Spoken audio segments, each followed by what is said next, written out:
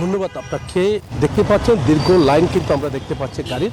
গতকাল রাত থেকে কিন্তু এই দীর্ঘ লাইন দেখা যাচ্ছে, তারা অপেক্ষা করছে কখন তেল নেওয়া শুরু হবে। তবে কিছুক্ষণ আগে থেকে এই পাম্প থেকে যে লম্বা লাইন দেখতে পাচ্ছেন, একটু গেলেই পাম্পটি কিউসি পাম্প, এখানে তেল দেওয়া শুরু হয়েছে। তবে গতকাল রাত থেকে এখানে দীর্ঘ লাইন ধরে অপেক্ষা করছে কখন তেলটা নিতে পারবে। তাহলে বুঝতে পারছেন, লাইন দেখলেই বোঝা যাচ্ছে কেমন ভোগান্তির মধ্যে এখানে যাদের তেল প্রয়োজন হচ্ছে, গাড়ি আছে, তারা কিন্তু খুব কষ্টের মধ্যে আছে। তবে সরবরাহের কোনো ঘাটতি নেই এমন দাবি করছেন বন্দর কর্তৃপক্ষ, বিপিসি। তারা দাবি করছেন একের পর এক করে জাহাজ আসতে শুরু করছে, তেল ভর্তি জাহাজ। একই সাথে জ্বালানি যেহেতু পর্যাপ্ত এসেছে, আমদানি হয়েছে, তার কারণে তেলের সংকট নেই। পাম্পগুলোতে তেল দেওয়া হচ্ছে, পর্যাপ্ত দেওয়া হচ্ছে। তবে যখন দেওয়া হয় এখানে চাহিদা অনেক বেড়ে গেছে। চাহিদা বাড়ার কারণে হিমশিম খেতে হচ্ছে বলে আমাদেরকে জানিয়েছেন। যে 5 লিটার তেল নিত, সেখানে এখন সে সুযোগ পেলে 10 লিটার 20 লিটার পর্যন্ত তেল নিচ্ছে। এইভাবে চাহিদা বাড়ার কারণে এখানে হিমশিম খেতে হচ্ছে বলে মনে করছেন। তবে রেশনিং পদ্ধতিতে তেল দেওয়ার যে কার্যক্রমটা ঈদের আগে ছিল, ঈদের সময় কিন্তু আমরা দেখেছি রেশনিংটা তুলে দিয়ে পর্যাপ্ত তেল সরবরাহের ঘোষণা এসেছে। এরপর থেকে যেরকম পাচ্ছে সেরকম তেল নিচ্ছে বলে আমাদেরকে জানিয়েছেন। আমরা দেখতে পাচ্ছি দীর্ঘ লাইন দেখা যাচ্ছে, অপেক্ষা করছে। একদিকে বাইকের দীর্ঘ লাইন, অন্যদিকে কার, মাইক্রো সহ অন্যান্য পরিবহনের দীর্ঘ লাইন কিন্তু আমরা লক্ষ্য করছি। তো এখানে যে ভোগান্তি, দীর্ঘদিন ধরে তারা এই কষ্টের মধ্যে আছে, ভোগান্তির শেষ নেই। তারা বলছেন গতকাল রাতে গাড়ি রেখে কিন্তু অনেকজন চলে গেছে, ভোরে এসে আবার লাইনে ধরে কিন্তু তেল নেওয়ার অপেক্ষা করছে। এরকম শুধু এই পাম্প নয়, চট্টগ্রামের আরও অনেক পাম্পে আমরা দেখেছি সেখানে অপেক্ষার প্রহর গুনছেন কখন তেল পাবে, কাঙ্ক্ষিত তাদের যে তেলটি সেটি পাবে, সেই অপেক্ষায় রয়েছে। কিন্তু চট্টগ্রাম বন্দর কর্তৃপক্ষ আমাদেরকে জানিয়েছেন এই পর্যন্ত মার্চ এবং কি এপ্রিলের এই পর্যন্ত 43টি জাহাজে জ্বালানি এসেছে বলে আমাদেরকে জানিয়েছেন। এর মধ্যে এলএনজি, একই সাথে এলপিজি সহ এখানে ডিজেল সহ অন্যান্য জ্বালানিও এসেছে বলে আমাদেরকে জানিয়েছেন। জ্বালানির যেভাবে সংকটের কথা বলা হচ্ছে, যে হাহাকার দেখা যাচ্ছে, সেটি কিন্তু সংকট থাকার কথা নয় বলে আমাদেরকে জানিয়েছেন। আমরা একটু দেখানোর চেষ্টা করছি। এখানে যারা অপেক্ষা করছে সবার কিন্তু অকটেন প্রয়োজন রয়েছে। এখানে যারা গাড়ির চালক তারা বলছেন ডিজেল পর্যাপ্ত আমদানি হলেও কিন্তু এলএনজি, এলপিজি পর্যাপ্ত আমদানি হলেও অকটেনের সংকট কিন্তু দেখা যাচ্ছে। এই কারণে গাড়িতে এখানে পাম্পে যারা মালিক রয়েছেন তারাও বলছেন যে পেট্রোলিয়াম কর্পোরেশন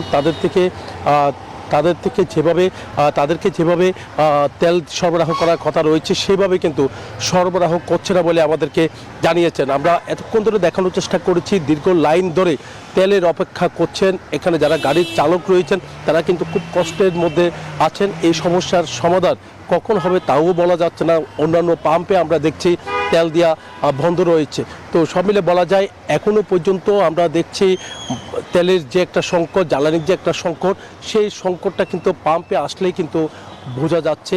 এখানে যারা এসেছেন, এখানে যারা জয়, আপনাকে ধন্যবাদ।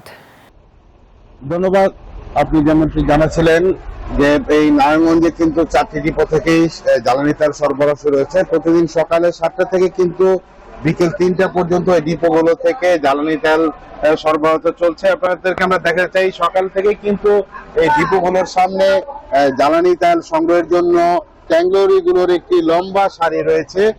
এই নারায়ণগঞ্জের 4টি ডিপো থেকে কিন্তু রাজধানী ঢাকা সহ আশেপাশের 15টি জেলায় কিন্তু এই জ্বালানি তেল সরবরাহ করে থাকে। আপনাদেরকে আমরা জানাতে চাই এই আজকে কিন্তু রাজধানী ঢাকায় কিন্তু এই ডিপো গুলো থেকে নারায়ণগঞ্জের এই বিশেষ করে পদ্মা ডিপো থেকে প্রায় আপনার এই বিভিন্ন জেলাগুলোতে কিন্তু বিশেষ করে রাজধানী ঢাকার বাইরের জেলাগুলোতে কিন্তু অকটেন এবং পেট্রোলের কিন্তু এই সরবরাহ তুলনামূলক অনেক কম রয়েছে, যে কারণে কিন্তু ফিলিং স্টেশনগুলোতে কিন্তু যারা রয়েছেন প্রতিনিধিরা তারা বলছেন যে তারা যে চাহিদার তুলনায় কম পাচ্ছেন, যে কারণে কিন্তু ফিলিং স্টেশনগুলোতে যারা রয়েছেন তারা এই জ্বালানি তেল দিতে পারছেন না এবং বিভিন্ন ফিলিং স্টেশনে কিন্তু গ্রাহকরা তেল না পেয়ে এক জায়গায় ফিলিং স্টেশন থেকে আরেক ফিলিং স্টেশন ছুটে এসে। পাশাপাশি মফস্বলের যারা ডিলার রয়েছে তারাও বলছে যে তারাও কিন্তু চাহিদার তুলনায় তারা অনেক কম পাচ্ছেন, যে কারণে কিন্তু মফস্বলের যারা রয়েছেন ডিলার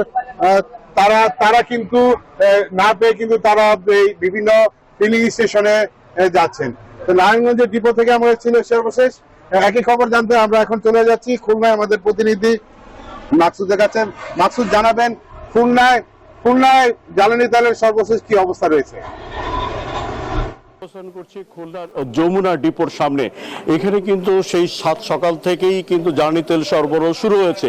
বিপিসির সিদ্ধান্ত মেনে সকাল 9টার বদলে কিন্তু সকাল 7টা থেকেই খুলনা সহ দক্ষিণ পশ্চিমাঞ্চলের 13টি জেলায় এই ডিপো থেকে তেল সরবরাহ করা হয়ে থাকে। আমি যদি একটু তথ্য জানিয়ে রাখতে চাই, খুলনার পদ্মা, মেঘনা, যমুনা এই তিনটি ডিপো থেকে প্রতিদিন প্রায় 25 লাখ লিটার তেল সরবরাহ করা। আমি যদি এই ডিপোর চিত্রটা একটু দেখাতে চাই, এখানে সকাল থেকেই কিন্তু স্বাভাবিক তেল সরবরাহ শুরু হয়েছে।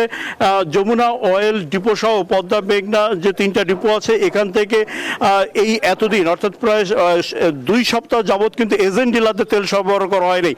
যে গ্রাম অঞ্চলে যেখানে ফিলিং স্টেশন নাই, সেখানে ড্রাম পার্টির মাধ্যমে অর্থাৎ এজেন্ট ডিলারদের মাধ্যমে তেল সরবরাহ করা হয়ে থাকতো। সেই চাহিদাটা কিন্তু প্রায় 18 থেকে 19 লাখ লিটার তেল। কিন্তু দীর্ঘদিন যাবৎ এই সিদ্ধান্ত অনুযায়ী তেল তাদের বিক্রি বন্ধ থাকায় কিন্তু চাপটা শহর অঞ্চলে বেশি এসেছিল। আজকে কিন্তু সকাল থেকেই দেখেছি এই যমুনা ডিপো থেকে এজেন্ট ডিলারদের মাঝে তেল সরবরাহ করা শুরু হয়েছে। যারা এই তেল সংশ্লিষ্ট আছেন তারা বলছেন গ্রাম অঞ্চলে এজেন্ট ডিলারদের মাধ্যমে তেল সরবরাহ স্বাভাবিক হলেই কিন্তু পরিস্থিতি আসলে উন্নতি হবে এবং শহর অঞ্চলের চাপটাও কিন্তু আসলে তুলনামূলকভাবে কমবে। যে জায়গাটুকুতে সমস্যা এবং জটিলতা ছিল সেটা হচ্ছে এই গ্রাম অঞ্চলে যারা কিনা এজেন্ট ডিলার, যাদের মাধ্যমে সাধারণ কৃষক এবং যানবাহন চালকরা তেল পেত, তাদেরকে আসলে তেল সরবরাহ বন্ধ রাখা হয়েছিল। এই কারণে কিন্তু আসলে পরিস্থিতি জটিল থেকে জটিলতর হচ্ছিল এবং শহর অঞ্চলে কিন্তু চাপটা তুলনামূলক বেশি ছিল।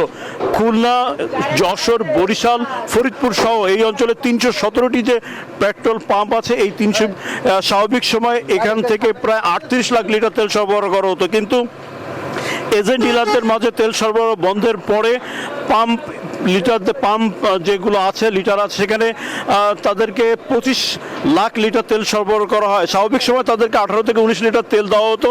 কিন্তু এই পেট্রোল পাম্পগুলোতে তেল সরবরাহ বাড়লেও গ্রাম অঞ্চলে যে ডিলার আছে তাদেরকে তেল না দেওয়ার কারণে কিন্তু চাপটা কিন্তু আসলে কমে নাই।